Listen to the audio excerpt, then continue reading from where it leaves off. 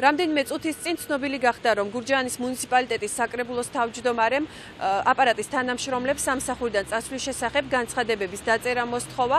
ავთოზარდიაშვილი ირწმუნება, რომ არც ერთი თანამშრომელი სამსახურს არ დატოვებს და ამ გადაწყვეტილების მიღების მიზანი იყო ის, რომ ის აპირებს მათი ფუნქციები პირადად გადაანაწილოს. ჩვენ შეგვიძლია ავთოზარდიაშვილის კომენტარი მოვისმინოთ. გურჯაანის მუნიციპალიტეტის საკრებულოს აპარატში მუშაობს 5 შტატით გათვალისწინებული თანამშრომელი და 10 ხელშეკრულებით დაქირავებული სპეციალისტი. ჩვენ ქონდა შეხვედრა მუშა თათფირი, სადაც ჩვენ შევთანხმდით იმაზე, რომ ახალ ხელმძღვანელს მიეცემოდა საშუალება თავის შეხედულებისამებრ გადაანაწილოს ფუნქციები და ახლიდან დანიშნოს თანამშრომლები. მე სრულიად პასუხისმგებლობით გეტყვით, რომ აბსოლუტური უმრავლესობა პროფესიონალური კადრებისა შენარჩუნებული იქნა, მე არ ვაპირებ ვისმეს განთავისუფლებას, ან მოხდება სხვა სამსახურში გადასვლა.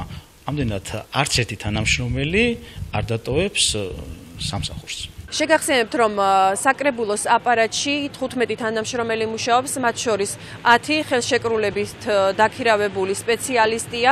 ისინი ამბობენ, რომ ეს გადაწყვეტილება აღმოჩნდა მოულოდნელი და ისინი არიან ამ საკითხით დაზაფრულები, ამიტომ კომენტარის გაკეთებისგან ამ ეტაპზე თავი შეიკავეს.